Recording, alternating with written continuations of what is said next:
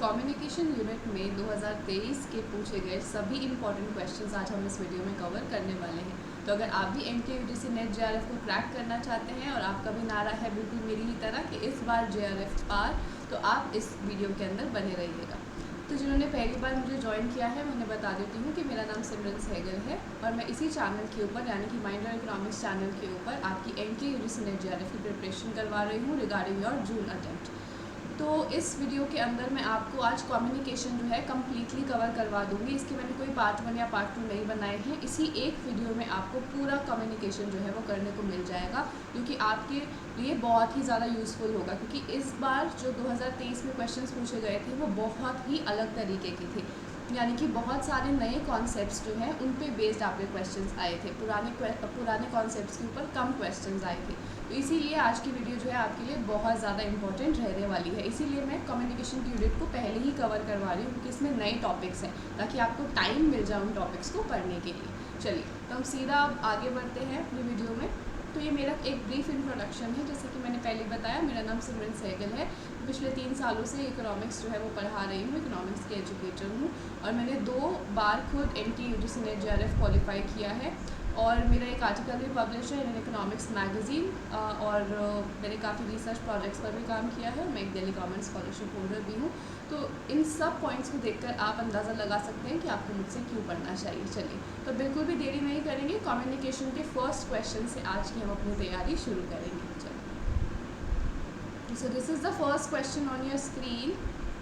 Question क्या है देखिए, the arrival of interactive communication technologies has been described as. ठीक है, क्या पूछ रहे हैं वो आपसे कि जो इंटरैक्टिव कम्युनिकेशन टेक्नोलॉजीज अब हमारी आ गई हैं, ये किस तरीके की टेक्नोलॉजी है, इसको हम क्या कहते हैं, किस नाम से जानते हैं। ठीक है, तो एक होती है आपकी फर्स्ट मीडिया एज, ठीक है, जो आपकी पुराने तरीके की कम्युनिकेशन टेक्नोलॉजी थी।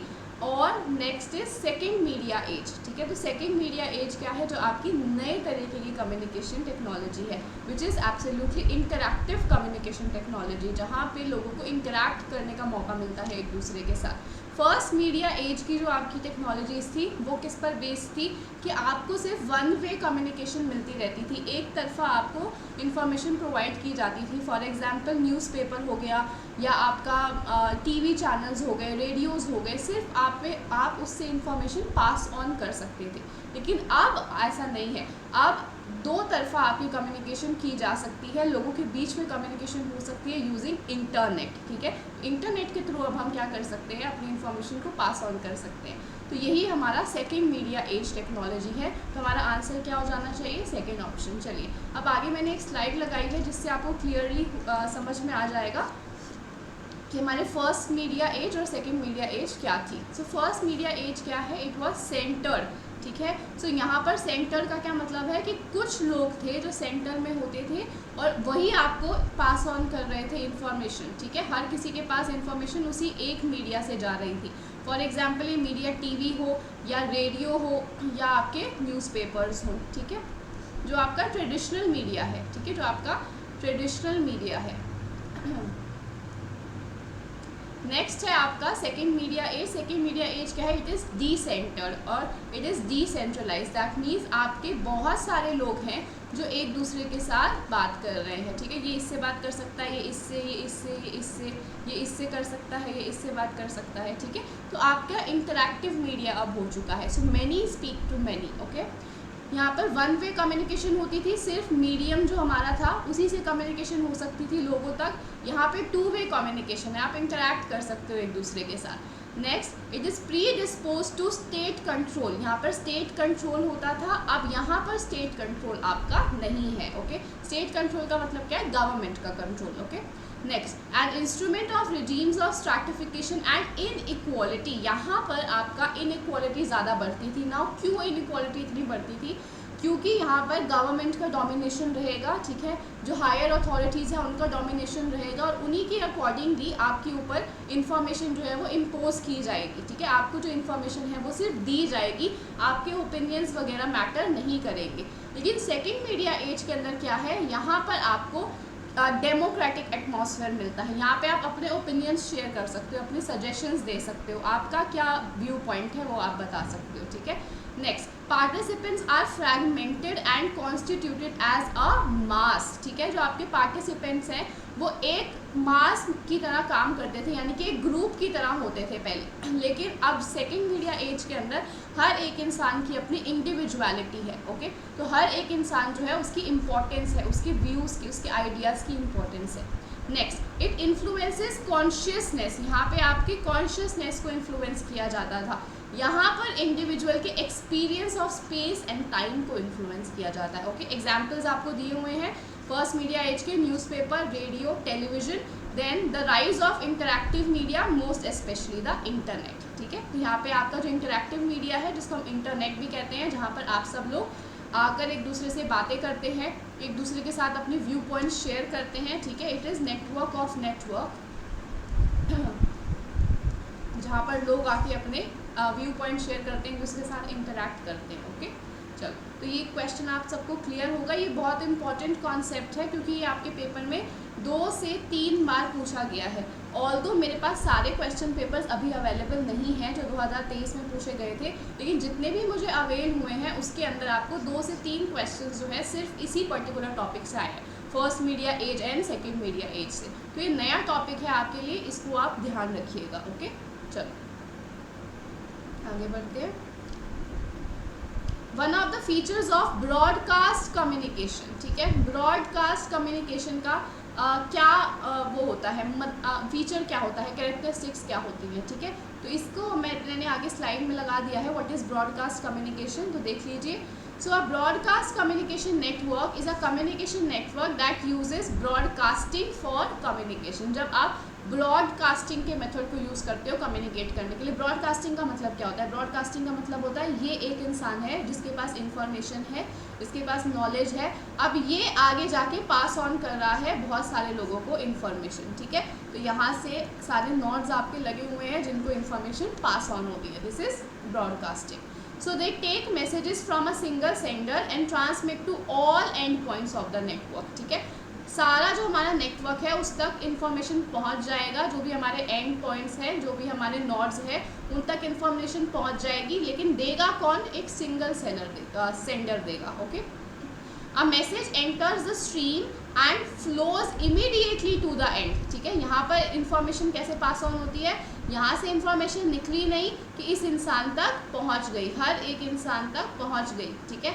यानी कि यहाँ पर एक तरीके से कैसा इंफॉर्मेशन पास ऑन हो रही है? लाइव इंफॉर्मेशन यहाँ पर पास ऑन हो रही है, बीच में कुछ भी रुकावट नहीं है, यहाँ से इंफॉर्मेशन निकली और यहाँ पर पहुँच गई। आपने व्हाट्सएप ब्रॉडकास्ट भी देखा होगा, ठीक है, जो आपको ब्रॉडकास्ट मैसेजेस आते हैं, उसमें क्या होता है, जब आप एक ब्रॉडकास्ट मैसेज लिखते हो तो आपकी लिस्ट में जो भी लोग होते हैं उन सबको एक ही बारी में उसी टाइम, जैसे ही आपने मैसेज भेजा, सबको उसी टाइम वो मैसेज रिसीव हो जाता है, ठीक है। तो इसमें हुआ क्या? आपने लाइव इन्फॉर्मेशन जो है सेंड कर दी, आपकी इन्फॉर्मेशन फ्लो के अंदर कोई भी रुकावट नहीं आती है, ठीक है। चलो तो ये चीज़ आपको ध्यान देनी है, यहाँ पे आपकी इंटरप्ट नहीं होना चाहिए, बीच में जो मीडिया है वो इंटरप्ट नहीं होना चाहिए, इन्फॉर्मेशन उसी टाइम पहुँचनी चाहिए ब्रॉडकास्टिंग में। तो हम पीछे अब क्वेश्चन की तरफ बढ़ते हैं। So broadcast communication is static for the audience. Static का मतलब क्या होता है? फिक्स्ड, ये फिक्स्ड होती है ऑडियंस के लिए। हिडन फ्रॉम द ऑडियंस, अब हिडन ही हो जाएगी तो कम्युनिकेशन कैसी है भाई, ठीक है, तो ये तो हो ही नहीं सकता। Next, high bro for the audience, ठीक है। High brow for the audience का ब्राउ का क्या मतलब है यहाँ पर, अब देखते हैं। Last is live for the audience, so this is absolutely right, ठीक है। तो अभी मैंने आपको बताया जो ब्रॉडकास्ट कम्युनिकेशन होती है वो आपकी लाइव होनी चाहिए, यानी कि उसी टाइम इमीडिएट इसका फ्लो हो जाना चाहिए टूवर्ड्स द एंड, ठीक है। इमीडिएट फ्लो हो जाना चाहिए towards the end nodes, okay.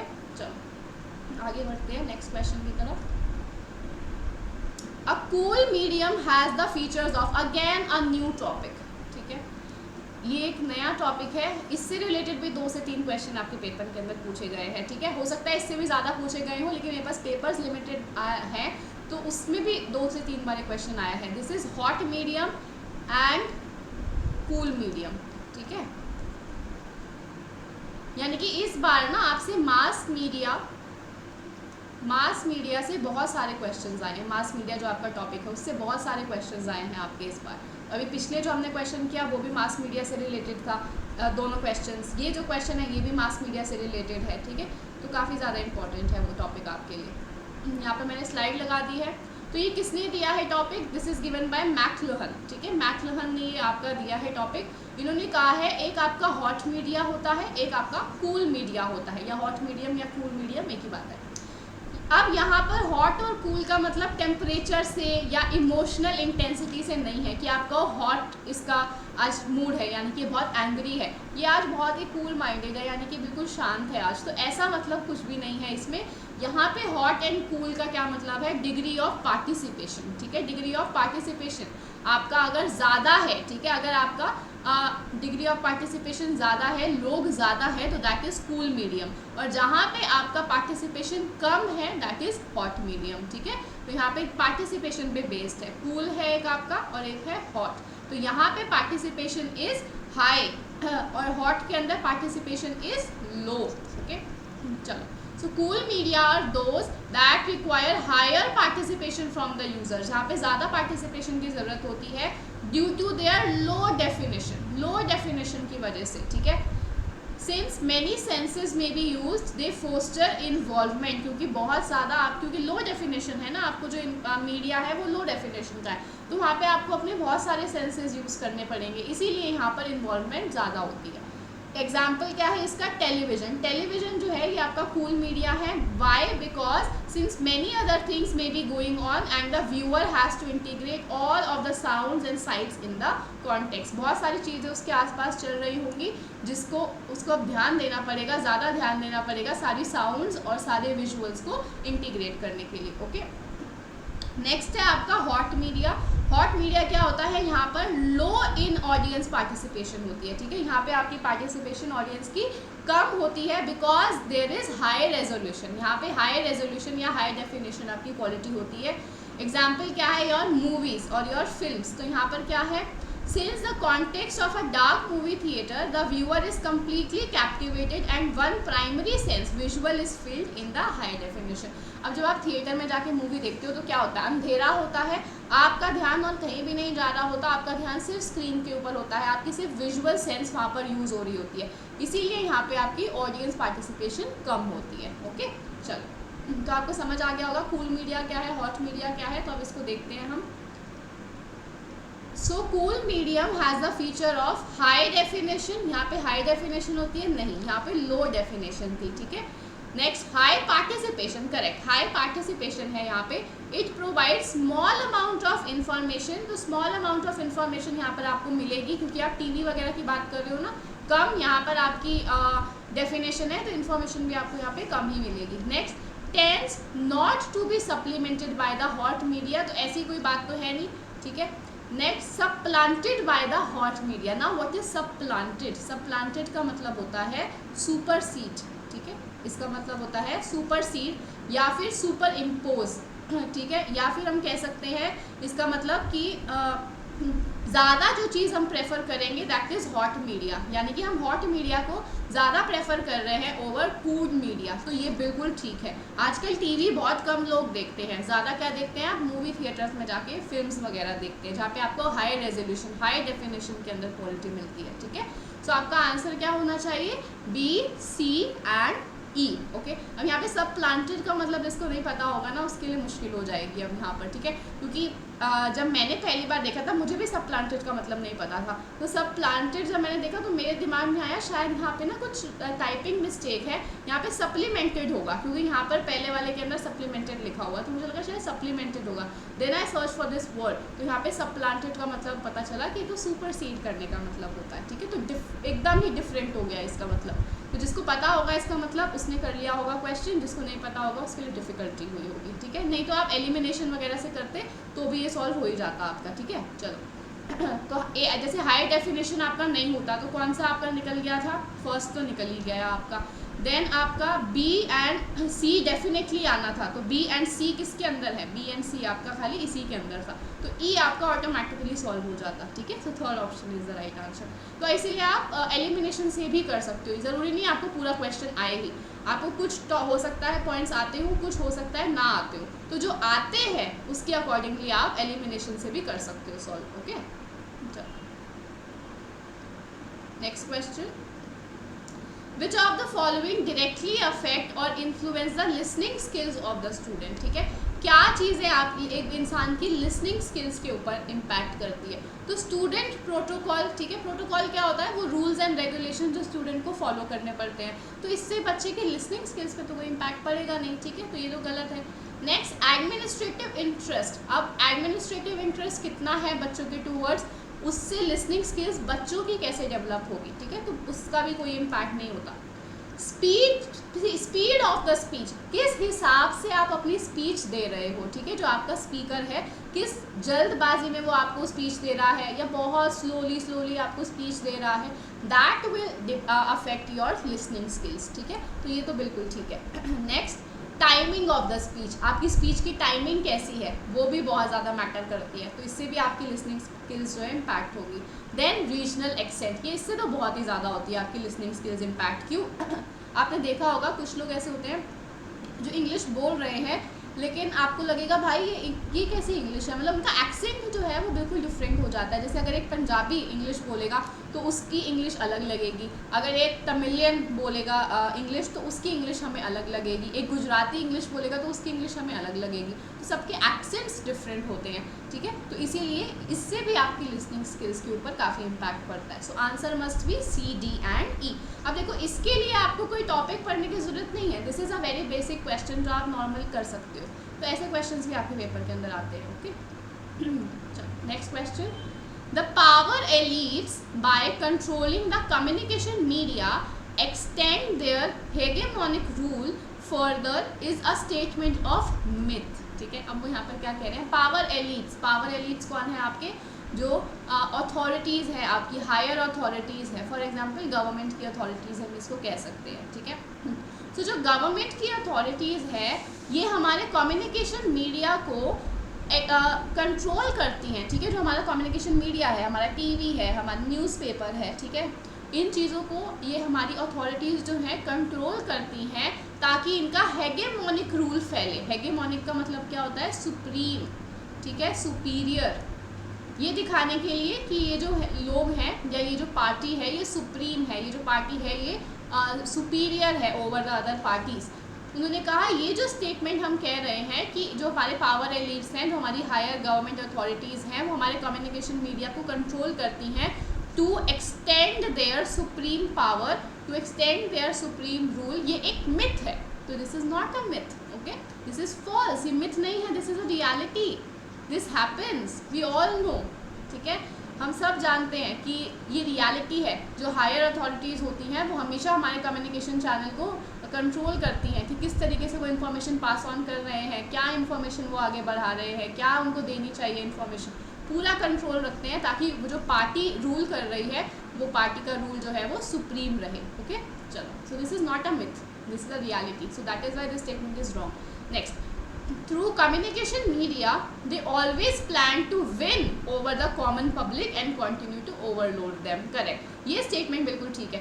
Communication media के थ्रू जो ये अथॉरिटीज़ होती हैं या ये जो पावर एलीट्स होते हैं ये क्या कोशिश करते हैं, हमारी जो पब्लिक है उनका दिल जीतने की कोशिश करते हैं और अपनी पावर को उनके ऊपर ओवरलोड करने की कोशिश करते हैं, ठीक है। So this is absolutely right, so your statement 1 is false but statement 2 is true, आपका 4th सही हो जाएगा। देखो अगेन इसके लिए आपको कुछ भी पढ़ने की ज़रूरत नहीं थी, ये आप ऑटोमेटिकली खुद से कर सकते हो, बस ये हेगेमोनिक रूल का मतलब आपको पता होना चाहिए। अब देखो ये हेगेमोनिक रूल जो है ये मैं एक बार न्यूज़पेपर पढ़ रही थी तो उसके अंदर ये वर्ड आया था हेगेमोनी, ठीक है,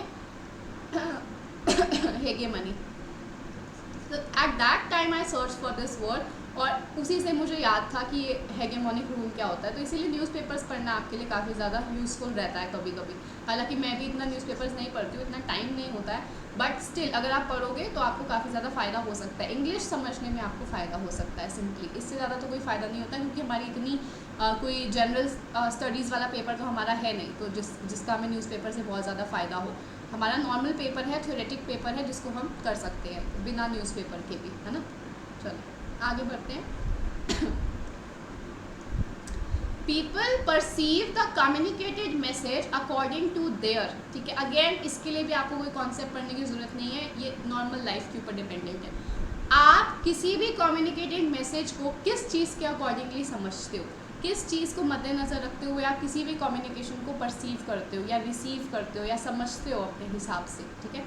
आपकी ऑफिशियल स्टेटस के हिसाब से, जो आपका ऑफिशियल स्टेटस है, जो आपकी पोजीशन है सोसाइटी के अंदर, उसके हिसाब से आप कम्युनिकेटेड मैसेज को परसीव करते हो, नो, ठीक है। नेक्स्ट, कल्चरल वैल्यूज़, जो आपकी कल्चरल वैल्यूज़ है, जो आप हमेशा से सीखते आए हैं, बचपन से जो आप सीखते हुए बड़े हुए हैं, उसके ऊपर बेस करती है आपकी परसीव करना किसी भी कम्युनिकेटेड मैसेज को। आप किस तरीके से परसीव करते हैं, किस तरीके से लेते हैं, वो डिपेंड करता है आपकी कल्चरल वैल्यूज़ के ऊपर, जिसके साथ आप हमेशा से बचपन से लेकर अब तक बड़े हुए हैं, ठीक है। So answer must be this one only. Then imagined influences, तो इमेजिन्ड इन्फ्लुएंसेस से तो इम्पैक्ट नहीं पड़ेगा, ठीक है, इसका इम्पैक्ट नहीं पड़ेगा। Then semantic gaps, semantic gaps क्या होते हैं आपके, सीमेंटिक है टेक्नोलॉजिकल गैप्स जिसको आप कह सकते हो, ठीक है, जो चीज़ आपकी समझ से बाहर है, ठीक है। Technical, not technological, but technical कह सकते हैं, not technological, it must be technical, ठीक है। फॉर एग्जाम्पल, अगर आप एक कॉमर्स के स्टूडेंट हैं और मैं एक साइंस की स्टूडेंट हूँ, तो मुझे पता है कॉमर्स का स्टूडेंट होते हुए कि टैरिफ्स एंड कोटास क्या होते हैं, ठीक है। लेकिन साइंस का जो स्टूडेंट है, he might not be knowing what is a tariff, what is a quota, ठीक है, हो सकता है उस बच्चे को ना पता हो।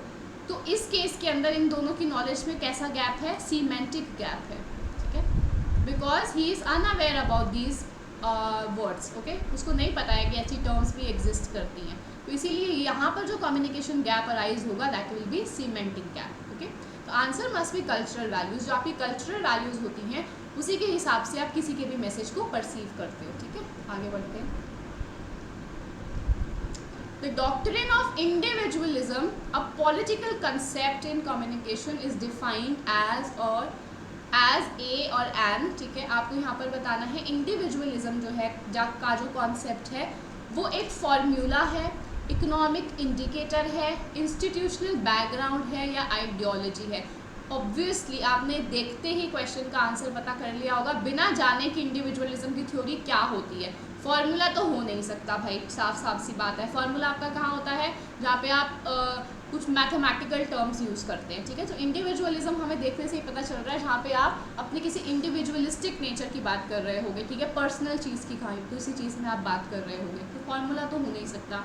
देन इकोनॉमिक इंडिकेटर भी ये नहीं हो सकता, वाई, क्योंकि यहाँ पर आप बात करोगे किसी मैक्रो इकोनॉमिक वेरिएबल की या किसी माइक्रो इकोनॉमिक वेरिएबल की, डिमांड, सप्लाई, इन्फ्लेशन, तो या आपका जीडीपी वगैरह, ये सब आपके इकोनॉमिक इंडिकेटर्स होते हैं। Individualism is not an economic indicator.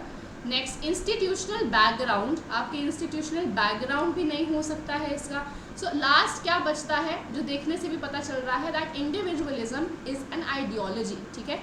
ये आपकी आइडियोलॉजी है, आप किस तरीके से सोचते हैं, ये आपकी फिलॉसफी है individualism, okay. So answer must be ideology. Now why, इसका आंसर जो है मेरे पास है अगली स्लाइड पर, ओके। देखो, individualism is the moral stance, political philosophy, ideology and social outlook, ठीक है। ये सारे मैंने आपको टर्म्स दे दिए जो इससे रिलेटेड है। ये क्या है, एक मॉरल स्टैंस है, ठीक है, जो आप लेना चाहते हैं। नेक्स्ट, पॉलिटिकल फिलॉसफी है ये, जो हमें दे भी रखा था क्वेश्चन के अंदर। Then it is an ideology and a social outlook, ठीक है, that emphasises the intrinsic worth of the individual, ठीक है। एक इंडिविजुअल की क्या वर्थ होती है सोसाइटी के अंदर, उसके ऊपर ये फोकस करता है। Individualist promote the realisation of one's goals and desires, यहाँ पर आप फोकस करते हो कि आपके गोल्स क्या है, आपकी डिज़ायर्स क्या है, over the desires of the group, ठीक है। एक होता है आपका कलेक्टिविज्म, एक होता है आपका individualism. Both of these are opposites of each other. Collectivism का क्या मतलब है, जब आप कलेक्टिवली एक ग्रुप के फ़ायदे के बारे में सोच रहे हो, ठीक है, आप काम कर रहे हो उस ग्रुप को आगे बढ़ाने के लिए। इंडिविजुअलिज्म क्या होता है, जब आप अपने लिए, एक इंडिविजुअल पर्सन के लिए आप अच्छा सोच रहे हो, अपने एफर्ट्स आप लगा रहे हो ताकि आपको फ़ायदा हो सके, ठीक है। चलो, so valuing independence and self reliance, ठीक है, and advocating that the interest of the individual should gain precedence over the state और द सोशल ग्रुप, ठीक है।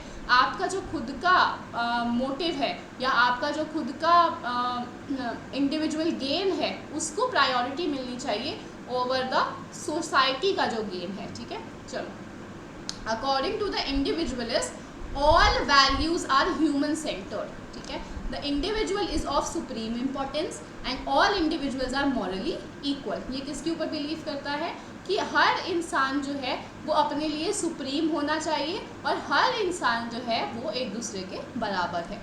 Individualism places great value on self reliance पर फोकस करता है, privacy के ऊपर फोकस करता है एंड म्यूचुअल रिस्पेक्ट के ऊपर फोकस करता है, ठीक है।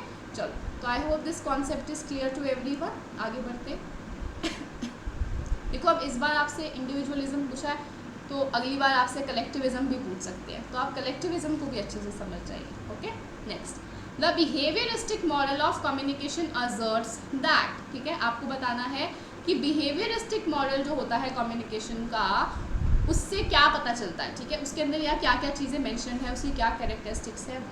अब आप इसको बिना मॉडल पढ़े हुए इस क्वेश्चन को आसानी से सॉल्व कर सकते हो, ठीक है। इसीलिए मैंने इसका मॉडल आपको दिया भी नहीं है, क्योंकि प्रॉपर इसका कोई मॉडल सच है भी नहीं। बिहेवियरिस्टिक मॉडल का क्या मतलब है, जब आप सिंपली अपने बिहेवियर्स देखते हो कि एक इंसान का बिहेवियर कैसा है, उसके अकॉर्डिंगली वो कैसे कम्युनिकेट कर रहा है। फॉर एग्जाम्पल, एक बंदा होता है जो एग्रेसिव होता है, एग्रेसिव कम्युनिकेटर है। एग्रेसिव कम्युनिकेटर कौन होता है, जो सिर्फ अपने आप को सही समझता है, दूसरे को वो कुछ नहीं समझता। वो कहता है जो वो कह रहा है, जो उसके ओपिनियंस हैं वो सुप्रीम है, सामने वाले के ओपिनियंस मायने नहीं रखते हैं, ठीक है। That is an aggressive communicator.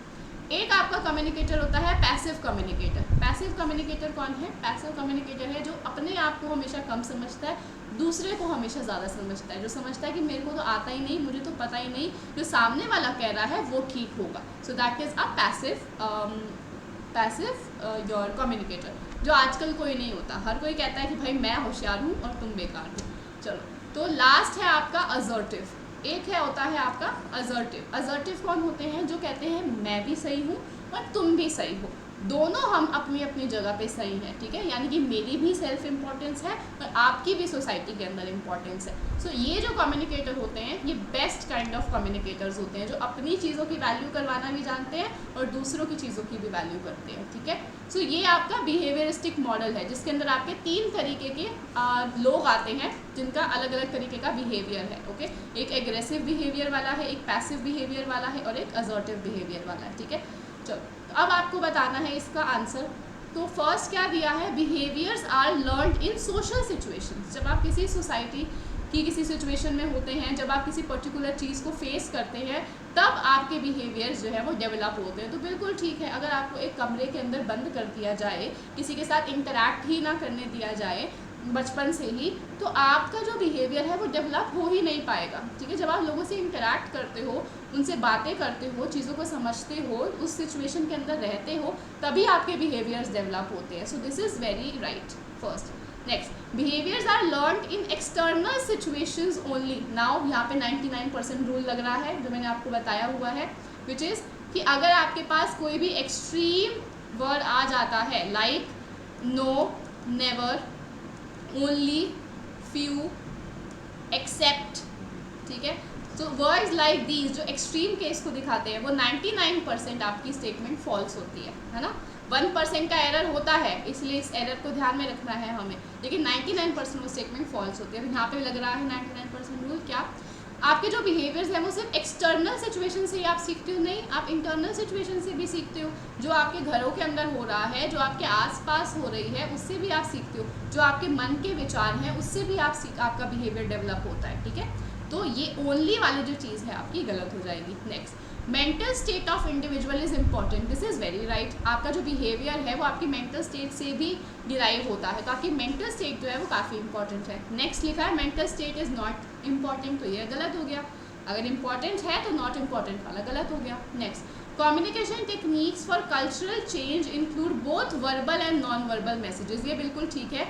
जो आपकी कम्युनिकेशन टेक्निक्स होती हैं आपके कल्चरल चेंज के लिए, अगर आपको कोई कल्चरल चेंज करना है तो उसके लिए आपको वर्बली भी समझाना पड़ेगा और नॉन वर्बली भी समझाना पड़ेगा। Now what is verbal? Verbal is related to verbs, यानी कि जब आप किसी चीज़ को ओरली बोलते हैं या किसी चीज़ को लिख कर बताते हैं, ठीक है।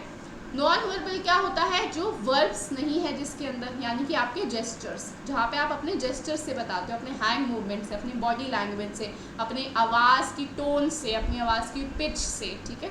तो everything that is included in verbal and non verbal, उसको यूज़ करके आप अपने कल्चरल चेंजेस कर सकते हैं, ठीक है। सो ई भी ठीक है, so answer must be A, C and E. तो third is the right answer, okay. चलो आगे बढ़ते हैं।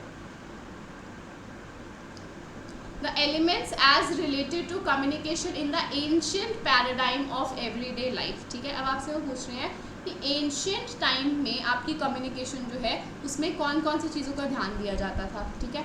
चलो, तो यहाँ पर आपकी फिजियोलॉजिकल नीड्स के लिए आपको कम्युनिकेशन की जाती थी एंशियंट टाइम में। फिजियोलॉजिकल क्या होता है? आपका रोटी कपड़ा मकान, जो बेसिक नीड्स हैं आपकी, ठीक है। रोटी कपड़ा मकान, your food, clothing and shelter, इनके लिए आप कम्युनिकेशन करते थे। अगर आपको खाने की ज़रूरत है, क्लोथिंग की ज़रूरत है, आपको रहने की ज़रूरत है, उसके लिए आप कम्युनिकेशन करते थे एंशिएंट टाइम में। Then for economic reasons, economic reason यानी कि आपको कुछ कमाना है या आपको कोई चीज़ खर्च करनी है, ठीक है, या आपको कुछ सेविंग्स करनी है, इन सब चीज़ों के लिए भी आपका क्या होता था? यूज़ होती थी कम्युनिकेशन। नेक्स्ट एथिकल, इस पे तो बहुत ज़्यादा फोकस किया जाता था, ठीक है, कि आपको हमेशा एथिकल होना चाहिए, किसी के साथ धोखाधड़ी ना कीजिए, आप ऑनेस्ट रहिए, काइंड रहिए, ठीक है। तो एथिकल होना चाहिए, इस पे भी फोकस किया गया।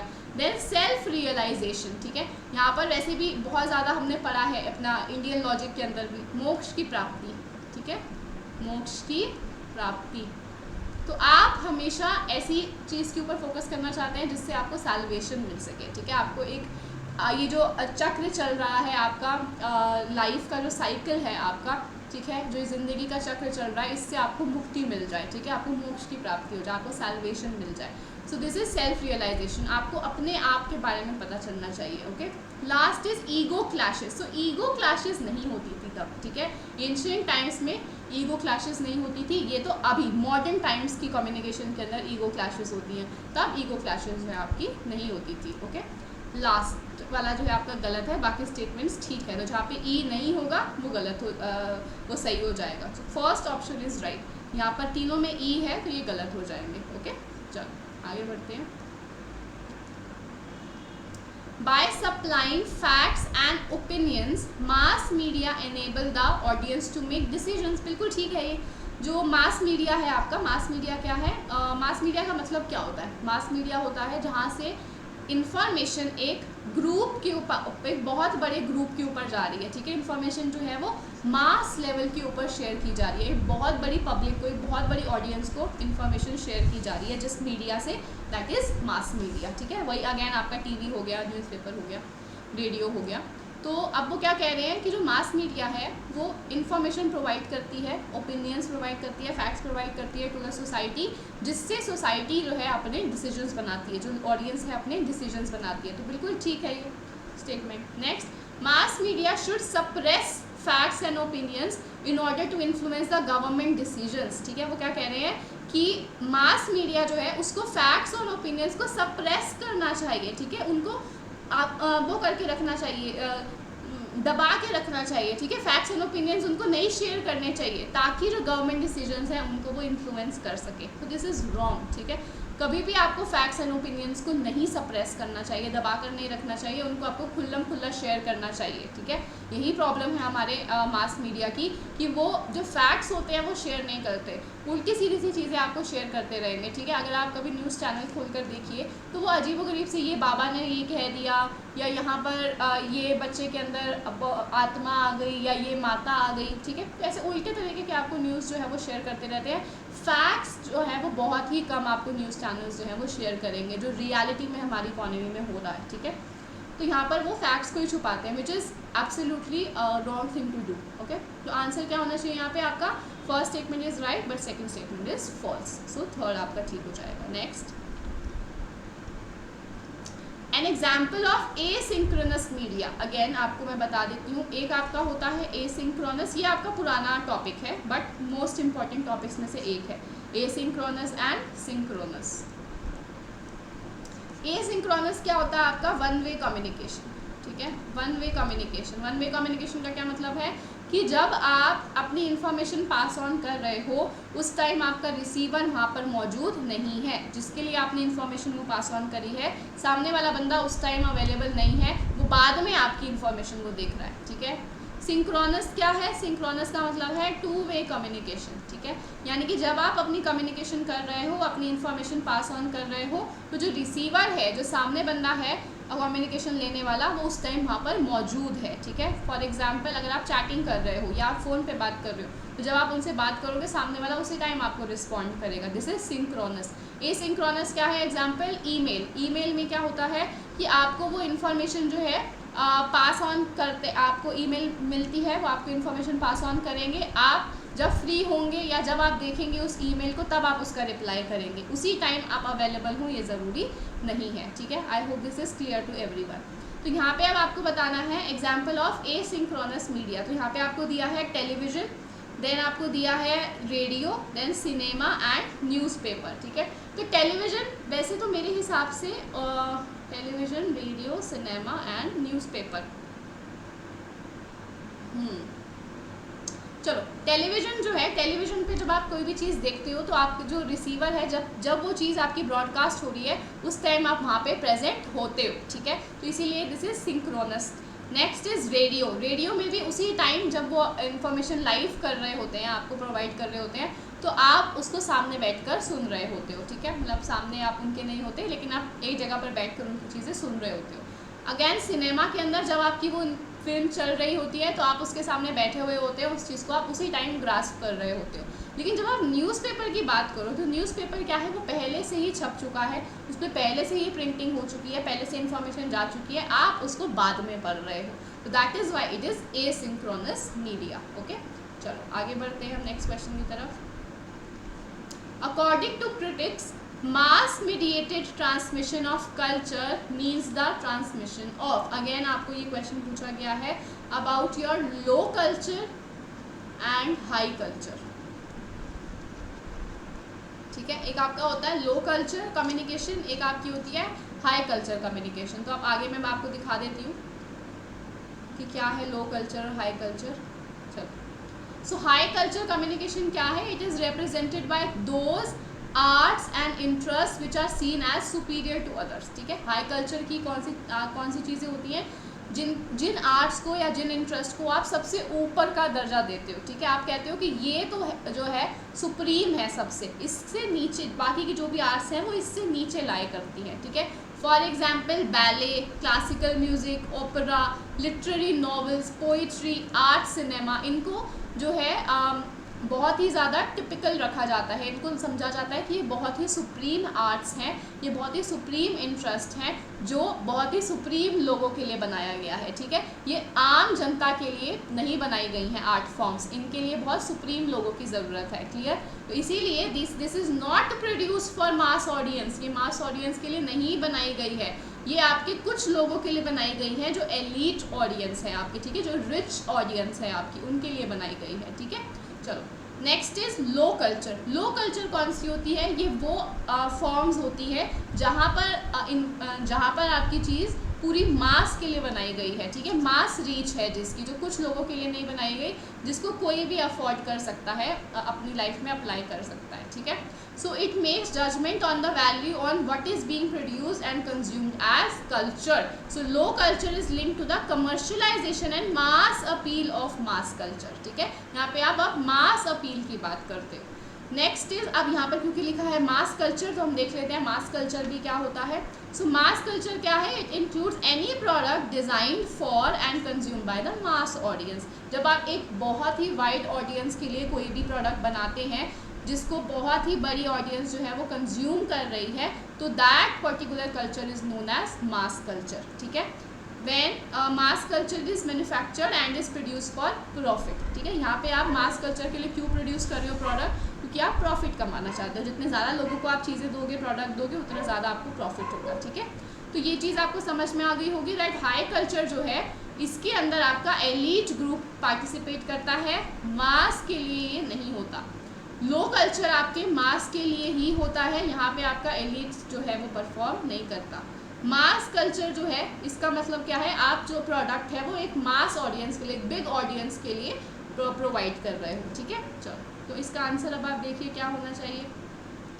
According to critics, mass mediated transmission of culture, ठीक है, mass mediated transmission of culture, वो कल्चर जो मास मीडिएटेड है, विच इज़ लो कल्चर, ठीक है। लो कल्चर के अंदर ही आपका मास रीच होती है, क्लियर। चलो आगे बढ़ते हैं। इस टॉपिक को भी याद रखिएगा, this is also a new topic, इससे भी आपको आगे क्वेश्चन देखने को मिलेगा फिर से। A major characteristics of digital media, ठीक है, डिजिटल मीडिया का अब आपको बताना है कि क्या मेन कैरेक्टरिस्टिक है। सो इंटरैक्टिव, डिजिटल मीडिया आपका इंटरैक्टिव होता है। डिजिटल मीडिया क्या है आपका, दिस इज इंटरनेट, ठीक है, internet is your digital media. तो डिजिटल मीडिया के आपका इंटरैक्टिव होता है, यहाँ पे आप इंटरैक्ट कर सकते हैं with the other people. Next automation होती है, ऑटोमेटिक होता है यहाँ पर pass on of information. Cheaper cost, cheap cost है ना, चीप क्यों है, क्योंकि जो आप इन्फॉर्मेशन पास ऑन कर रहे हो वो बहुत ही जल्दी आपकी एक मास ऑडियंस तक पहुंच जाती है, एक बहुत बड़े ग्रुप ऑफ ऑडियंस तक पहुंच जाती है। तो आपकी जो पर बंदा जो कॉस्ट पड़ती है वो कम हो जाती है, ठीक है, पर पर्सन कॉस्ट जो है वो आपकी कम हो जाती है, इसलिए चीपर है, हायर नहीं होती, चीप होती है। Not different from analogue technology, अब एनालॉग टेक्नोलॉजी जो है वो आपकी नॉन डिजिटल टेक्नोलॉजी हो जाती है, ठीक है। तो ये डिफरेंट तो है, ये तो एक दूसरे के ऑपोजिट्स हैं एकदम, these are opposites of each other, ठीक है। अब एनालॉग और डिजिटल का मैं आपको एग्जांपल दूँ तो एक होती है आपकी एनालॉग वॉच और एक होती है आपकी डिजिटल वॉच, ठीक है। तो एनालॉग वॉच के अंदर क्या होता है, जो आपकी नॉर्मल वो घड़ी होती है जिसमें आपकी सुइयाँ लगी हुई होती है ना, और डिजिटल वॉच क्या होती है जिसके अंदर आपकी वो सुई नहीं होती, वो प्रॉपर डिजिटलाइज्ड होता है, जिसके ऊपर प्रॉपर आ रहा होता है, लिखा हुआ कि इतने बज रखे हैं आपके, ठीक है। नेक्स्ट, तो इसका आंसर क्या होना चाहिए, ए, बी एंड सी, फर्स्ट आपका ठीक होना चाहिए। तो इसके लिए भी आपको कोई कॉन्सेप्ट पढ़ने की जरूरत नहीं थी, very simple question. Next, the important feature of the transactional model of communication, ठीक है। अब आपको क्या दिया है, ट्रांजैक्शनल मॉडल ऑफ कम्युनिकेशन, इसके आपको फीचर्स बताने हैं। तो मैं आपको बता देती हूँ पहले ट्रांजैक्शनल मॉडल क्या होता क्या है, ठीक है। देखो, अब ये तो आपकी फिगर बनी ही हुई है, मैं आपको ना एक छोटा सा एग्जांपल देके बता देती हूँ कि ट्रांजैक्शनल, ट्रांसमिशन और इंटरैक्टिव मॉडल, तीन तरीके के मॉडल्स होते हैं आपके। एक है ट्रांसमिशन मॉडल, एक है ट्रांजैक्शनल, एक है इंटरैक्शनल। तो ट्रांसमिशन मॉडल क्या होता है, जहाँ पे आप इंफॉर्मेशन बस ट्रांसमिट कर रहे हो, ठीक है, यानी कि यहाँ पे वन वे कम्युनिकेशन हो रही है, यानी कि यहाँ पे कोई भी फीडबैक आपको नहीं मिलेगा, ठीक है, कोई फीडबैक यहाँ पर प्रेजेंट नहीं है। It is a linear model.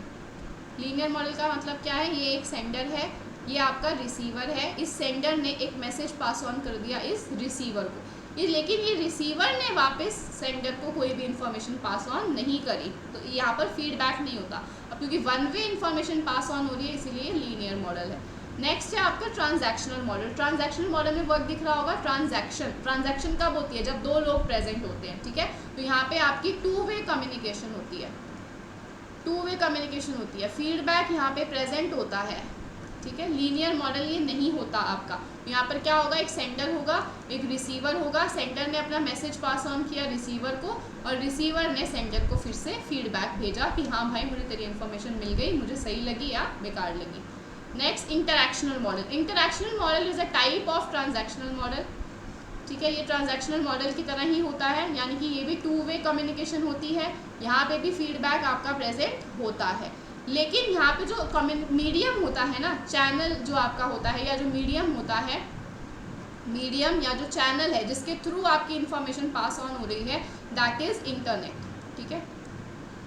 Internet के थ्रू आप पास ऑन कर रहे हो अपने क्या कहते हैं, अपनी इंफॉर्मेशन को, यानी कि इंटरैक्टिव मीडिया है आपका।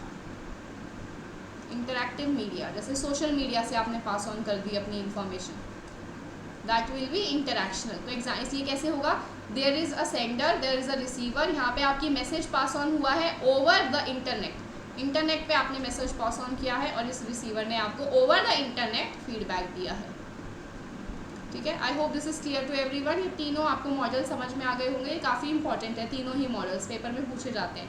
आगे जाके आपको ट्रांसमिशन मॉडल का भी क्वेश्चन दिखेगा, ठीक है, तो इसीलिए मैंने कहा ध्यान रखना। इंटरैक्शनल का हम ऑलरेडी देख चुके हैं। चलो, तो क्या था क्वेश्चन, देखो अब इसको। फीडबैक इज रेपिटेटिव, तो फीडबैक तो यहाँ पर एक minute, transactional model of communication, ठीक है। Feedback is repetitive, no it is not repetitive. आपने एक बार अपनी इन्फॉर्मेशन पास ऑन करी, उस टाइम आपको फीडबैक मिल जाएगा, बार बार क्यों आपको फीडबैक मिलेगा इसके अंदर, तो दिस इज रॉन्ग। रेपिटेटिव नहीं होता फीडबैक, फीडबैक प्रेजेंट होता है बट यहाँ पर रेपिटेटिव नहीं होता, बार बार नहीं मिलता आपको। It is mostly use for interpersonal communication. अब दो तरीके की कम्युनिकेशन होती है, एक होती है आपकी इंटरपर्सनल, जैसे होती तो बहुत तरीके की है, पर जो ये इंटरपर्सनल से रिलेटेड है वो दो तरीके की, एक इंटरपर्सनल और एक इंट्रापर्सनल, ठीक है।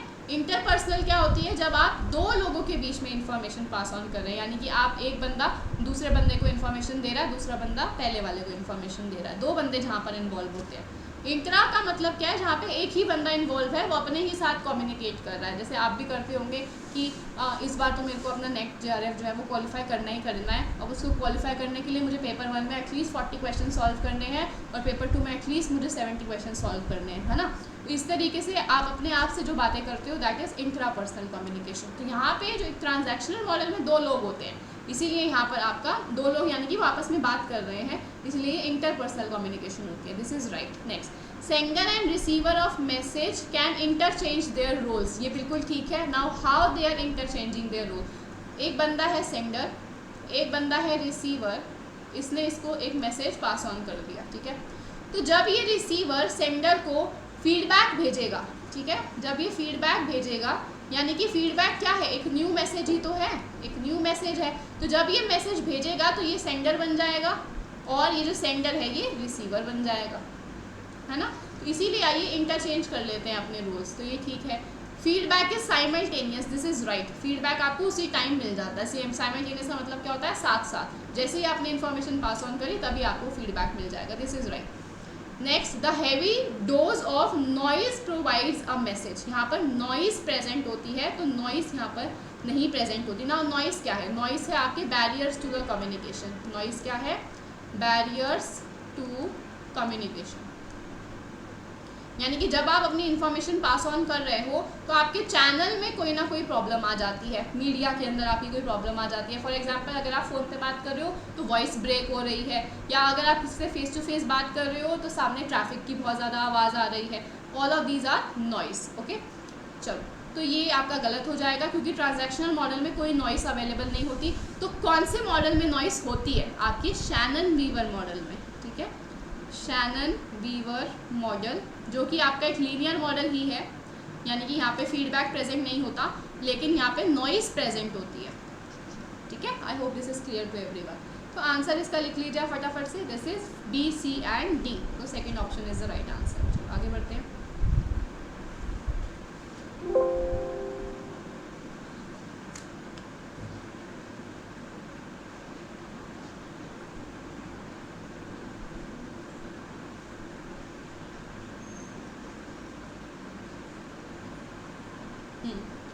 The media of mass communication are in a continuous state of flux with many other elements of human experience, ठीक है। अब वो क्या कह रहे हैं, मीडिया ऑफ मास कम्युनिकेशन जो है वो कॉन्टीन्यूस स्टेट ऑफ फ्लक्स में होते हैं with many other elements of the human experience. तो बिल्कुल ठीक है, ये कॉन्टीन्यूसली उनके लिंक में होते हैं कि ह्यूमंस के क्या क्या अलग अलग एक्सपीरियंस रहे हैं, ठीक है। Next, such a state makes their operations and effects rich as well as elusive, बिल्कुल ठीक है, क्योंकि वो जो इफेक्ट्स है, जो उनकी स्टेट चल रही है, लोगों के जो ह्यूमन एक्सपीरियंसेस है, उससे मास मीडिया जो है उनके ऑपरेशंस जो है वो और ज़्यादा इफेक्टिव हो जाती है, वो और ज़्यादा रिच हो जाते हैं, ठीक है। So both statements are right. इसके लिए भी आपको किसी टॉपिक को पढ़ने की जरूरत नहीं है, this is a general question. आगे बढ़ते हैं। The preface to a book is an example of, ठीक है। प्रीफेस क्या होता है, जब आप एक बुक अपनी स्टार्ट करते हो ना तो उसका एक छोटा सा आपको इंट्रोडक्शन सा दिया हुआ होता है कि इस बुक के अंदर क्या लिखा हुआ है, ये बुक को लिखने का क्या पर्पस था या क्या किस मोटिव से ये बुक लिखी गई है, that is a preface of the book, ठीक है। तो प्रीफेस ऑफ द बुक आपको क्या देता है, ये फीड फॉरवर्ड कम्युनिकेशन आपको देता है। फीड फॉरवर्ड क्या होता है कि आपको आगे इस बुक के अंदर क्या मिलने वाला है, आगे आपको क्या इन्फॉर्मेशन मिलने वाली है, आगे आपको क्या कम्युनिकेशन होने वाली है, this is feed forward communication, ठीक है। तो प्रीफेस आपको क्या दिखाता है कि इस बुक के अंदर क्या लिखा हुआ है, किस ऑब्जेक्टिव से ये बुक लिखी गई है, ठीक है। चलो अब मैं आपको फीड फॉरवर्ड का मतलब भी बता देती हूँ, यहाँ लिखा भी हुआ है। Feed forward is the provision of context of what one wants to communicate prior to that communication, ठीक है। वो कम्युनिकेशन जब वो करने से पहले, जब तक उससे कम्युनिकेशन नहीं करी है, तो वो ये समझाना चाहता है उससे पहले कि क्या कम्युनिकेट करना चाहता है वो, ठीक है। So that will be feed forward. In purposeful activity feed forward creates an expectation with the actor anticipates, ठीक है। आपको पता चल जाएगा पहले से ही कि हाँ ये कम्युनिकेशन किस चीज़ से रिलेटेड है, इससे मुझे क्या समझ में आने वाला है। तो यहाँ पर आपको हेल्प मिलती है। अगर आप किसी भी बुक का प्रीफेस पढ़ते हो ना, जब भी आप बुक खरीदने जाओ किसी भी, तो आपको प्रीफेस ही पढ़ना होता है। उस प्रीफेस से ही आप अंदाज़ा लगाते हो कि ये बुक मेरे लिए सही है या नहीं है, इसे मैं पढ़ना चाहता हूँ या नहीं पढ़ना चाहता हूँ, ठीक है। चलो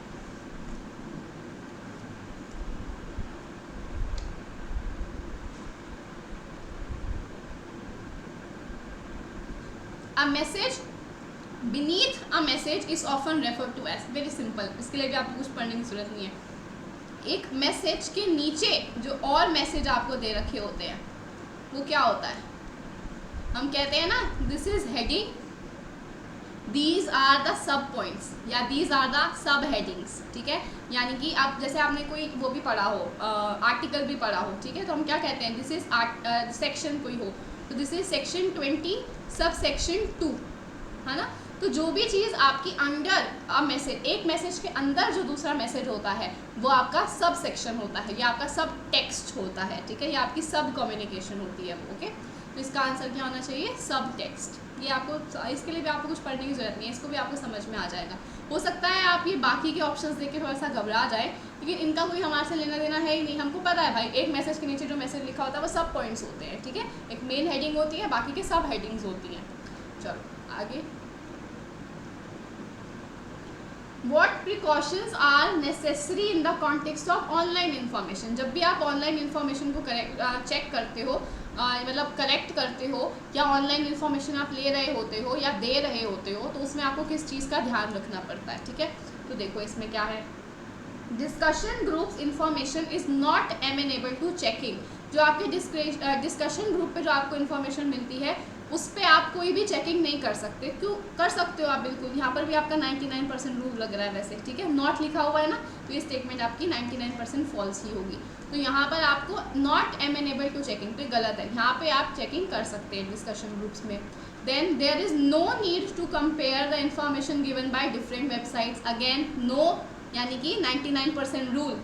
देखो अभी तक कितनी बार हमारा, अभी तक मैंने आपको रिसर्च एप्टीट्यूड करवाया, टीचिंग एप्टीट्यूड करवाया और आज कम्युनिकेशन करवा रही हूँ, कितनी ही बार हमने ये 99% रूल लगाया है और ये 99% सही रहा है। सिर्फ एक ही बार शायद रिसर्च के अंदर या टीचिंग के अंदर सिर्फ एक क्वेश्चन के अंदर ये रूल नहीं लगा था, वहीं पर आपका एरर आया था, बाकी अभी तक हमारा कहीं एरर नहीं आया, बाकी हर जगह पे ये लगा है रूल। तो कितना इंपॉर्टेंट है, इसको आप ध्यान रखो, ठीक है। चलो सो ये जो 99% रूल के हिसाब से ये फॉल्स हो जाएगी स्टेटमेंट, क्योंकि अगर आप ध्यान से पढ़ो, this is there is no need to compare the information given by different website. नहीं आपको कंपेयर करना होता है। जब भी आप किसी इन्फॉर्मेशन को गैदर करते हो तो आपको आपने एक वेबसाइट खोली, दूसरी खोली, तीसरी खोली, आप सारी वेबसाइट्स की इन्फॉर्मेशन को कंपेयर करते हो कि क्या सब लोग, सारी वेबसाइट सेम कह रही है, क्या सबका डेटा आपस में मिलता जुलता है या नहीं है, कहीं गलत डेटा तो नहीं दे दिया, ठीक है। तो ये भी आपकी फॉल्स हो गई। Next, check the home page और the about us section of the concern website, this is right. आपको हमेशा अबाउट अस पढ़ना चाहिए। किसी भी वेबसाइट को जब आप देखते हो तो उसका आपको होम पेज पढ़ना चाहिए। होम पेज क्या होता है, जो मेन पेज, जब आप जैसे किसी कोई वेबसाइट खोलते हो ना, तो आपको जो सबसे पहला पेज दिखता है वो होम पेज ही होता है। उसके ऊपर वेबसाइट से रिलेटेड इंपॉर्टेंट इन्फॉर्मेशन आपको दी हुई होती है, तो उसको आपको डेफिनेटली पढ़ना चाहिए। उससे आपको पता चलेगा ये वेबसाइट किस चीज़ से रिलेटेड है, क्या इन्फॉर्मेशन इसके ऊपर आपको मिल सकती है, कब ये वेबसाइट फॉर्म हुई थी, कौन सी ऑर्गेनाइजेशन की ये वेबसाइट है, सब कुछ आपको पता चलता है, ठीक है। So this is right. Do not trust the information without date, absolutely right. Facts based जब स्पेशली जो चीज़ होती है, जो चीज़ थ्योरेटिकल है ना, उसके ऊपर तो आप फिर भी थोड़ा सा कोई फ़र्क नहीं पड़ता डेट हो या ना हो, क्योंकि जैसे फॉर एग्जांपल अगर आप डिमांड थ्योरी पढ़ रहे हो, ठीक है, तो demand theory is a static concept, तो इसका डेट से कोई लेना देना नहीं है। तो ये जो थ्योरेटिकल पोर्शन होता है ना, इसको आप बिना डेट के भी पढ़ सकते हो, अगर पुराना भी आपको कुछ मिलता है तो आप उसको पढ़ सकते हो, क्योंकि थ्योरी पोर्शन है। लेकिन जो चीज़ फैक्ट बेस्ड होती है, ठीक है, जब आपको फैक्ट्स पढ़ने होते हैं तो आप कभी भी डेट को इग्नोर मत कीजिए, आप हमेशा लेटेस्ट डेट देखिए कि ये डेट का आपका ये ब्लॉग है या ये डेट की आपकी ये वेब पेज है, तो आपको इसी डेट का पढ़ना है, ठीक है, डेट का आपको ध्यान देना पड़ता है। Next, do not always trust the institution that owns the website, ठीक है, do not always trust the institution that owns the website. हमेशा, डू नॉट ऑलवेज, हमेशा आपको क्या ट्रस्ट जो है वो नहीं करना चाहिए उस इंसान के ऊपर, उस इंस्टीट्यूशन के ऊपर जो उस वेबसाइट को ओन करता है। तो बिल्कुल ठीक है, आपको अंधविश्वास नहीं करना होता है। इसीलिए हम कहते हैं कि आप अगर किसी रिलायबल सोर्स से इन्फॉर्मेशन कलेक्ट करें ना तो वो ज़्यादा सही रहता है, यानी कि आप किसी गवर्नमेंट वेबसाइट से या किसी इंटरनेशनल जो इंटरनेशनल आपका वेल नोन कोई ऑर्गेनाइजेशन हो उसका डेटा आप लीजिए। आप कभी भी किसी भी रैंडम वेबसाइट से डेटा मत लिया कीजिए, क्योंकि वो रिलायबल नहीं होता, ठीक है, उस पर ट्रस्ट नहीं किया जा सकता। This is also right. तो आंसर क्या होना चाहिए आपका? C, D and E। तो third option is the right answer. आगे बढ़ते हैं। In the transmission model of communication, आ गया ट्रांसमिशन मॉडल जो भी मैंने आपको कराया था। The emphasis is not on the process of communication, ठीक है, कम्युनिकेशन की प्रोसेस के ऊपर यहाँ पर ज़्यादा एम्फेसिस जो है आपका नहीं दिया जाता। तो ये तो गलत है भाई, कम्युनिकेशन की प्रोसेस पे तो दिया जा रहा है, कम्युनिकेशन करने के लिए ही तो मॉडल बनाया गया है, तो प्रोसेस ऑफ कम्युनिकेटिंग पे क्यों नहीं फोकस किया जाएगा, this is wrong. Next, on the other hand, symbolic model does not focus on the process of exchange of information. This is also wrong. ठीक है, अब ये गलत क्यों है? बिकॉज जो आपका सिम्बॉलिक मॉडल होता है it only focuses on exchange of information, ठीक है, ये focus he exchange of information पे करता है। तो अभी मैं आपको पढ़ा भी देती हूँ आगे। ये रहा आपका ट्रांसमिशन मॉडल जो मैं समझा चुकी। Next, symbolic communication is the exchange of messages that change A priority expectation of events, ठीक है, एक्सचेंज ऑफ मैसेज पे ही ये फोकस करता है। तो ये स्टेटमेंट एब्सोल्युटली रॉन्ग हो जाएगी। प्लस यहाँ पे 99% रूल भी लग रहा है, डज नॉट, ये रहा नॉट, ठीक है, यहाँ पे 99% रूल भी लग रहा है। So both statements are wrong, second option. आगे बढ़ते हैं। Next, this is a new question, again new topic. ऐसा आपको टॉपिक जो है वो पहले कभी नहीं पूछा गया। तो अब इसको देखो, आपको कुछ कम्युनिकेशन के कोड्स दे रखे हैं, अब आपको इनकी कैरेक्टरिस्टिक्स से इसको मैच करना। अब देखो, इसके लिए आपको कोई कॉन्सेप्ट पता होना ज़रूरी नहीं है, ठीक है, इसको आप नॉर्मल अपनी कॉमन सेंस से सॉल्व कर सकते हो। कैसे कर सकते हो? सबसे पहले आपको देखना चाहिए एस्थेटिक, ठीक है, एस्थेटिक का क्या मतलब होता है आपका, which is related to something related to your god और something related to your culture, something related to your community, ठीक है। एस्थेटिक को आप यहाँ पर मैच करने की कोशिश करो। तो यहाँ पे जब आप देखोगे ना तो एस्थेटिक आपका मैच हो रहा है यहाँ पे एप्रिसिएशन ऑफ कल्चरल आर्टिफैक्ट्स, ठीक है। तो आज एस्थेटिक चीज़ों के ऊपर, एस्थेटिक वैसे भी क्या होगा, जो चीज़ आपकी ब्यूटी से रिलेटेड होती है, ठीक है, which is related to beauty, जो चीज़ सुंदरता से रिलेटेड है। तो सुंदरता से रिलेटेड क्या है आपकी कल्चरल आर्टिफैक्ट्स, ठीक है, जो आपके कल्चरल आर्टिफैक्ट्स होते हैं, जो इंपॉर्टेंट आपकी आर्ट्स हैं कल्चर से रिलेटेड, उन सब की appreciation is related to your aesthetic code.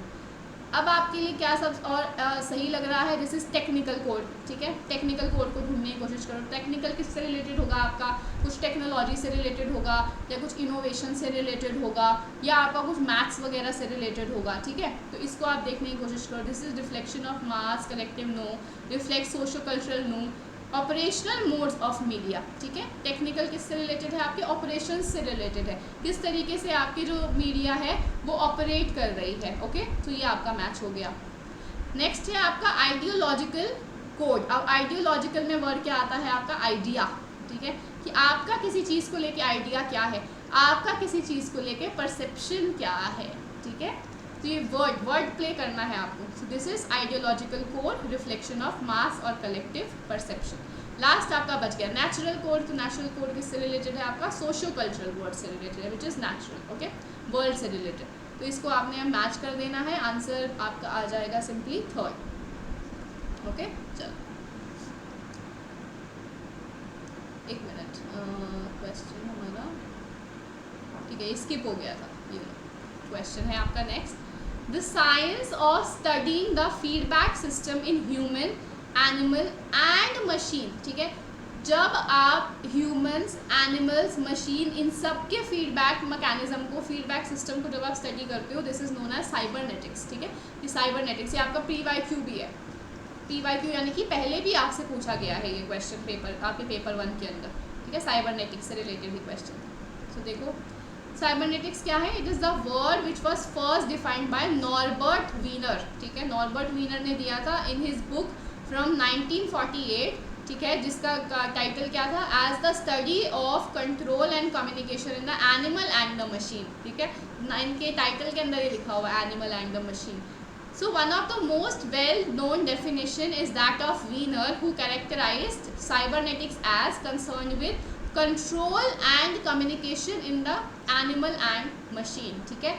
आपका साइबरनेटिक्स किससे रिलेटेड है, एनिमल और मशीन जो है उनके अंदर आपकी कम्युनिकेशन कैसे कंट्रोल की जा सकती है, कैसे उनका फीडबैक मैकेनिज्म वर्क कर सकता है, उससे रिलेटेड है आपका साइबरनेटिक्स। एक और डेफिनेशन है जो आपकी दी है मेकी ने। So it is Macy cybernetics conference ने, where you have described cybernetics as circular causal and feedback mechanism. आ गया यहाँ पर circular causal and feedback mechanism in biological and social systems, ठीक है।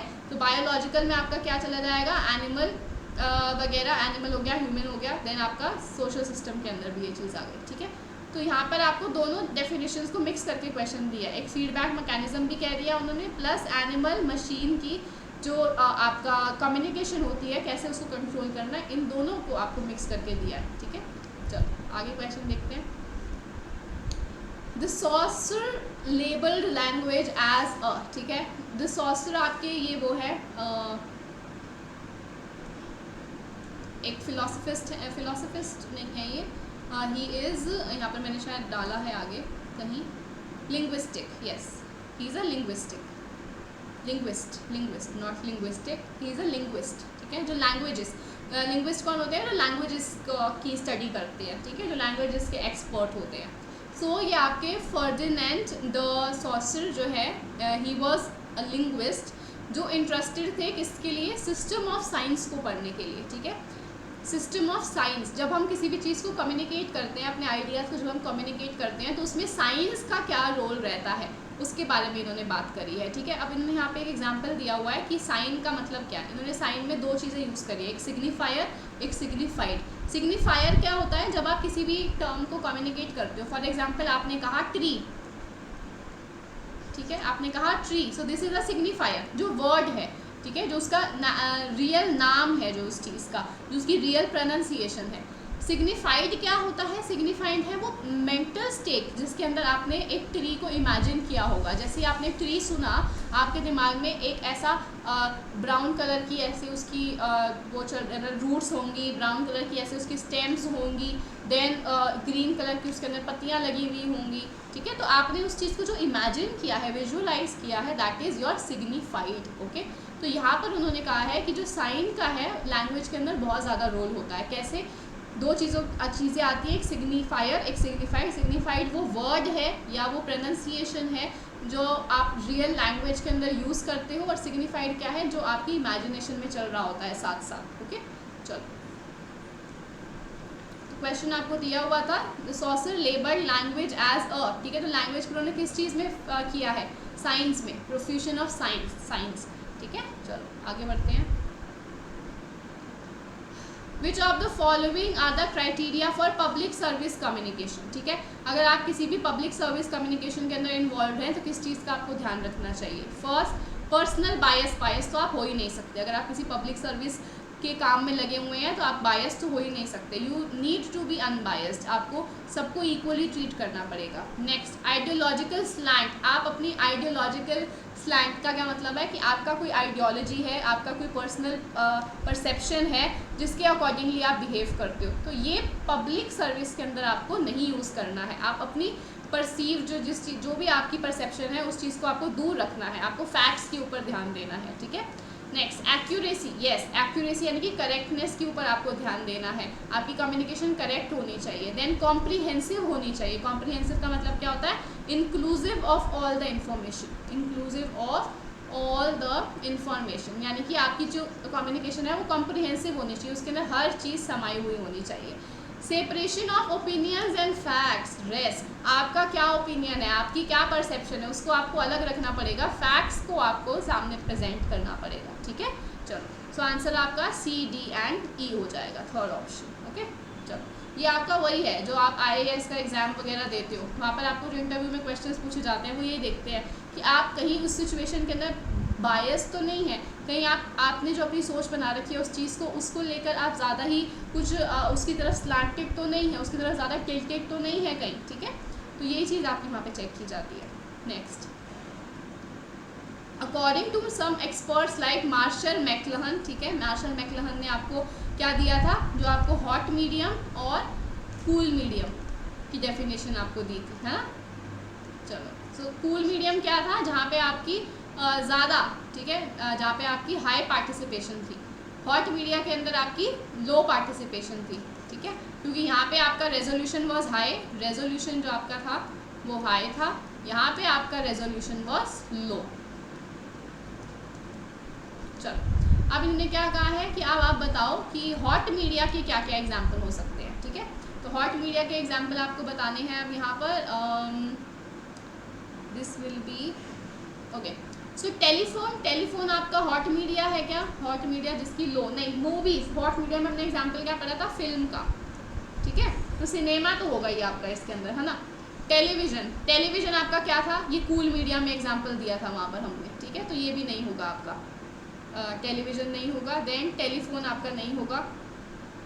रेडियो आपका, radio is your cool media, नया type का आपका मीडिया है जहाँ पे आपकी हाई पार्टिसिपेशन रहती है इंडिविजुअल्स की। क्यों हाई पार्टिसिपेशन, अब ये देखो, क्योंकि जब आप सुन रहे होते हो ना रेडियो को, तो आपकी एक ही सेंस चल रही होती है उस टाइम, आपकी हियरिंग सेंस, ठीक है, और कोई सेंस आपकी वर्क नहीं कर रही होती, इसीलिए आप ज़्यादा फोकस कर पाते हो, रेजोल्यूशन आपका हाई हो जाता है यहाँ पर, ठीक है, that is why it is a hot media.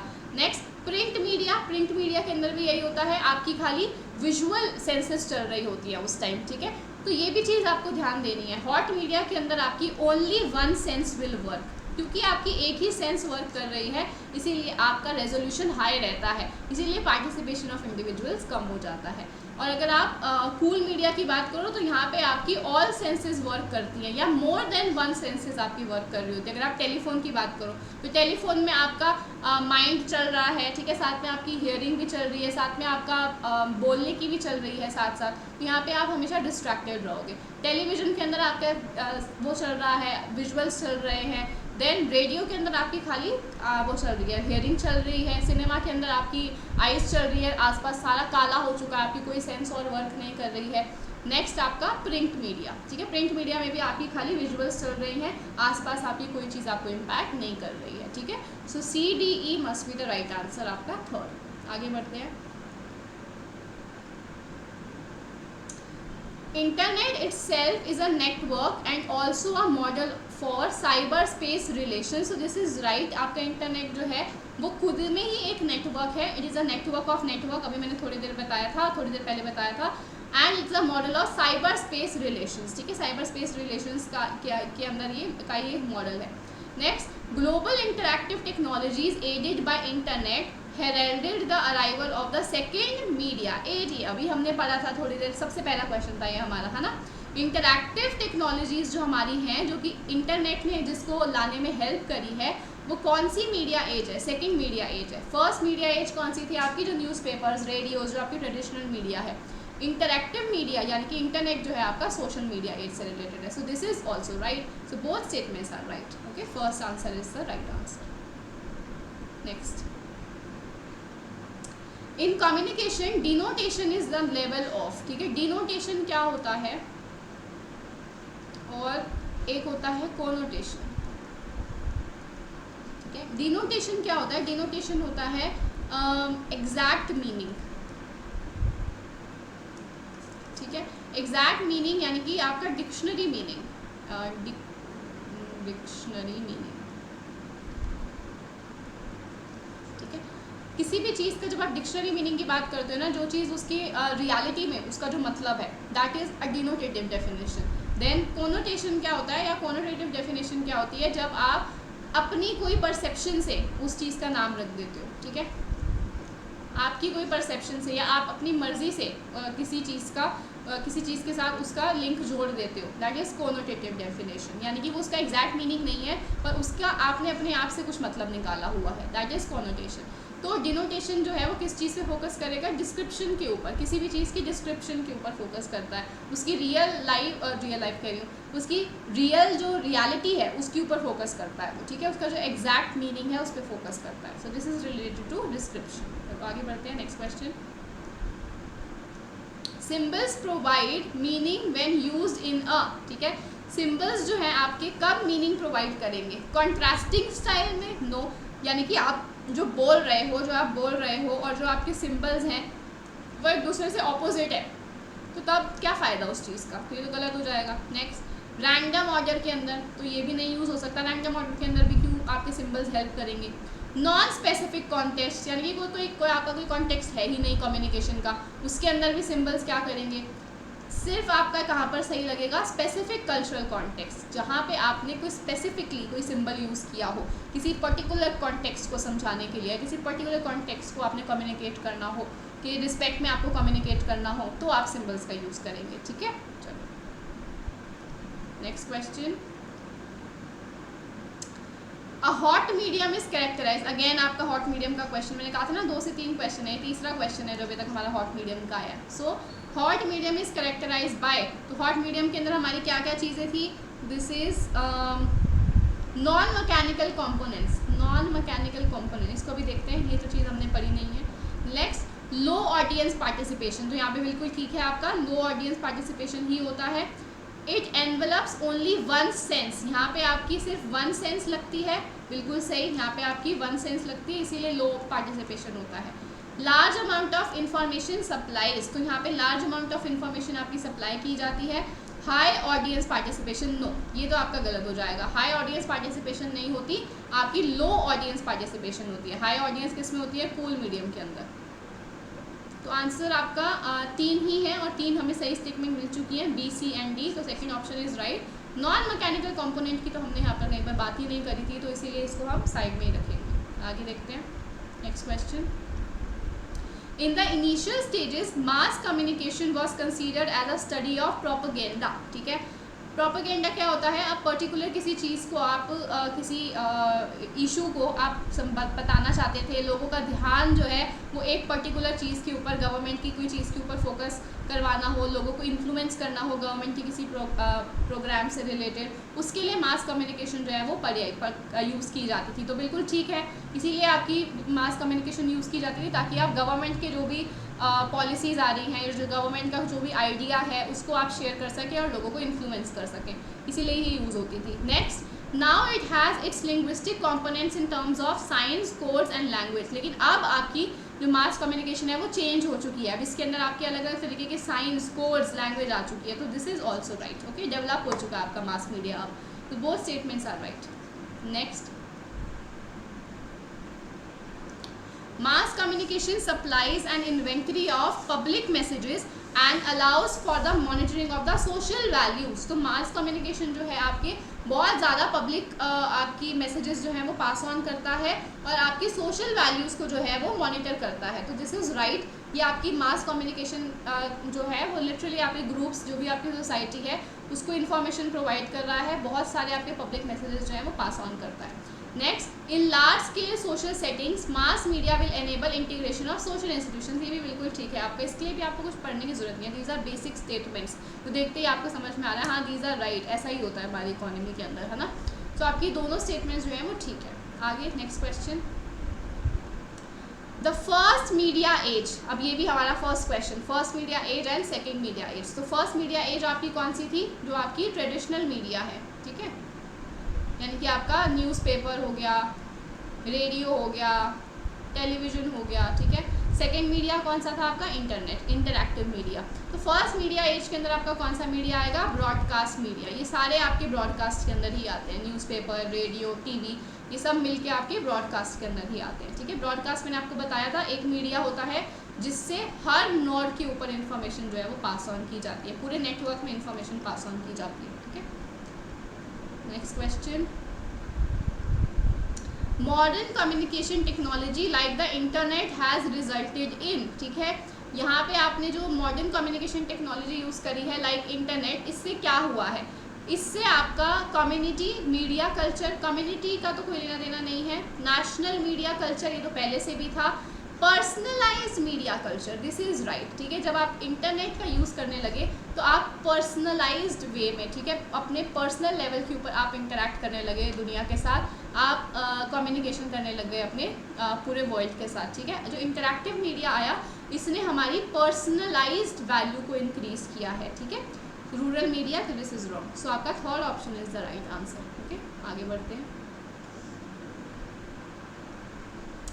In Lasswellian model of mass communication is the foundation of media, ठीक है। मास कम्युनिकेशन किस चीज़ की फाउंडेशन पे बेस्ड है, ठीक है। तो ये मैंने आपको आगे दे रखा है स्लाइड पे ये पूरा मॉडल। तो लासवेल का जो मॉडल है it analyses communication in terms of 5 basic question. ये 5 क्वेश्चन आपसे पूछता है कि हु, कौन, सेज व्हाट, कौन क्या कहता है, इन व्हाट चैनल, किस मीडियम के अंदर, किस चैनल के अंदर, टू हुम, किसको इन्फॉर्मेशन वो पास ऑन कर रहा है, ठीक है। हु यानी कि आपका सेंडर, सेज व्हाट क्या कहता है यानी कि आपका मैसेज, इन व्हाट चैनल किस चैनल के थ्रू कर रहा है यानी कि आपका मीडिया, टू हुम किसको इन्फॉर्मेशन पास ऑन कर रहा है, योर रिसीवर, ओके। चलो तो 5 चीज़ों के ऊपर यहाँ पर ये फोकस करता है। इस चीज़ पे हम सॉरी एक और रह गया, विद व्हाट इफेक्ट, किस इफेक्ट के साथ, क्या उस इंसान पे इफेक्ट पड़ रहा है उस कम्युनिकेशन का, ओके। तो 5 चीज़ों पे फोकस करता है लासवेल का मॉडल। तो देखो, हु आपका कम्युनिकेटर यानी कि सेंडर, सेज व्हाट आपका message, in which channel medium, to whom किसके पास ऑडियंस या आपके रिसीवर, विद व्हाट इफेक्ट क्या इफेक्ट आ रहा है उस कम्युनिकेशन का, दैट इज इफेक्ट सिंपली। तो इसको आप नाम भी देख सकते हो, कौन सी एनालिसिस दे रखी है कम्युनिकेटर में, control analysis, this is content analysis, media analysis, audience analysis and last is effect analysis. तो हमें क्वेश्चन के अंदर क्या पूछा गया था कि किस फाउंडेशन के ऊपर बेस्ड है, कैसे ये मॉडल दूसरे मॉडल से अलग है, because it studies the effects theory, ठीक है। इफेक्ट के ऊपर भी ध्यान देता है कि कम्युनिकेशन का ऑडियंस के ऊपर क्या इफेक्ट आया है, इस पर ध्यान देता है लासवेल का मॉडल। चलो next, Shannon and Weaver communication, ये मैंने आपको अभी बताया था थोड़ी देर पहले, शैनन एंड वीवर मॉडल है ना। चलो देख लेते हैं क्या है शैनन एंड वीवर मॉडल। इसके अंदर तो आपको सारी इन्फॉर्मेशन मिल जाएगी शैनन एंड वीवर से रिलेटेड, इसको आप पढ़ सकते हैं। अगर आपको ये PDF चाहिए है तो आप मेरे टेलीग्राम चैनल को ज्वाइन कर लीजिए, माइंडर इकोनॉमिक्स के नाम से ही है, नीचे आपको लिंक भी मिल जाएगा डिस्क्रिप्शन बॉक्स में, उसे आप ज्वाइन कर लीजिए, इसकी PDF आपको वहाँ पर मिल जाएगी, ठीक है। चलिए, तो शैनन वीवर मॉडल आपका ऐसे ही चलता है। देखो, आपका सोर्स यानी कि योर सेंडर, सेंडर ने क्या किया, आपका जो मैसेज है, ठीक है, मैसेज जो आपका है वो पास ऑन किया।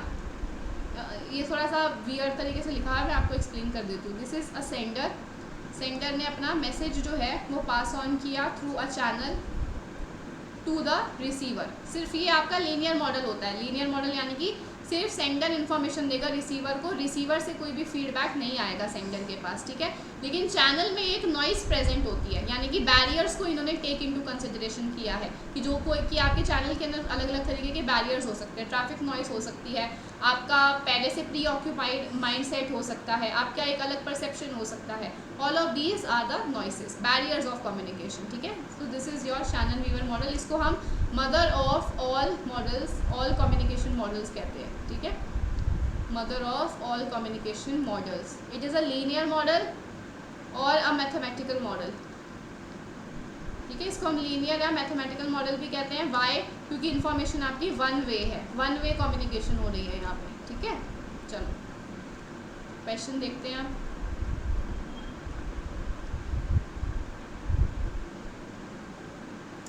मैसेज ट्रांसमिशन, मैसेज ट्रांसमिशन के ऊपर यहाँ पर फोकस आपका नॉट फोकस, अच्छा नॉट फोकस इन्होंने पूछा, तो वही कह रही हूँ, मैसेज ट्रांसमिशन तो हो गई, मैसेज ट्रांसमिट तो किया ही जाता है आपका, ठीक है। कंटेंट ऑफ द मैसेज, यहाँ पे कंटेंट ऑफ द मैसेज के ऊपर फोकस, एक second, content of the message, Shannon Weaver model was not focus on, message transmission पे फोकस करता है, वन वे कम्युनिकेशन आपकी जाएगी।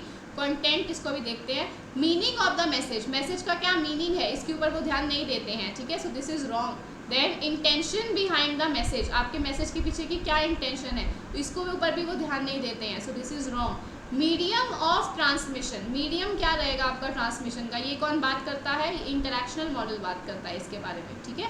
वो कहता है कि आप इंटरैक्शनल मीडिया यूज़ करो, आप इंटरनेट का यूज़ करो, तो ये गलत हो जाएगा आपका फिर, ठीक है ना। एक सेकेंड, इस क्वेश्चन में एक सेकेंड, हम इस क्वेश्चन को दोबारा से करते हैं क्योंकि आंसर गलत आ रहा है इसके अकॉर्डिंग, ठीक है, अकॉर्डिंग आंसर हमारा गलत आ रहा है, तो इसको एक बार देखते हैं दोबारा से। Shannon and Weaver's communication model was not focused on, किस चीज़ पे वो ध्यान नहीं दे रहा था, ठीक है, मैसेज ट्रांसमिशन पे वो ध्यान दे रहा था, ठीक है, मैसेज ट्रांसमिशन के ऊपर तो ध्यान देते हैं, कम्युनिकेशन मॉडल है तो भाई ट्रांसमिशन पे तो ध्यान देगा ही, तो ये तो आंसर नहीं हो सकता। Next, content of the message, message के कंटेंट के ऊपर ही क्या ध्यान देता है, नहीं, हमने कहीं भी मॉडल के अंदर कंटेंट की बात करी है, नहीं करी है, कंटेंट पे कोई स्पेसिफिक इन्होंने ध्यान नहीं दिया है। Next, meaning of the message, message का क्या मीनिंग है, इस पे भी ध्यान नहीं दिया गया है। Next, intention behind the message, इस पे भी ध्यान नहीं दिया गया है। Then medium of transmission, medium of transmission पे भी कहाँ ध्यान दिया गया है, मीडियम ऑफ ट्रांसमिशन, अच्छा ठीक है, मीडियम ऑफ ट्रांसमिशन का क्या मतलब है, चैनल के ऊपर ध्यान दिया गया है या नहीं, तो बिल्कुल दिया गया है, यहाँ पे नॉइस को कंसीडर किया है इन्होंने, ठीक है, देखा है कि आपका जो भी मीडिया जा रहा है उसके अंदर कितनी नॉइस है, मिनिमम नॉइस जहाँ पर होगी उस कम्युनिकेशन नेटवर्क को आपको चूज़ करना चाहिए, ठीक है, तो इसीलिए ये ऑप्शन आपका नहीं होगा, बाकी BCD जो है ये गलत ऑप्शन है, this is right and this is also right, तो आंसर आपका क्या आएगा, second option BCD is the right answer, क्योंकि आपसे नॉट फोकस पूछा था। अब क्लियर है, ये क्वेश्चन थोड़ा सा ट्रिकी था, ठीक है ना, दिमाग घुमाने वाला question. Now this is the last question for this video. According to Derrida, Derrida ने ये आपकी थ्योरी दी है, तो the effects of communication are subordinate to the effects of writing, this is right. इन्होंने क्या कहा है कि आपकी जो इफेक्ट ऑफ राइटिंग होती है ना, जो चीज़ आप राइटिंग में देते हो उसका इम्पैक्ट हमेशा ज़्यादा होता है as compare to the effect of communication. आपने कोई भी चीज़ कैसे भी कम्युनिकेट क्यों ना की हो, जब तक वो चीज़ आपकी रिटर्न में नहीं होगी ना, उसका इफेक्ट उतना ज़्यादा नहीं होगा, जो चीज़ आपने रिटर्न में दे दी उसका इफेक्ट ज़्यादा रहेगा as compare to any kind of communication, ठीक है, तो इसीलिए ये स्टेटमेंट ठीक है।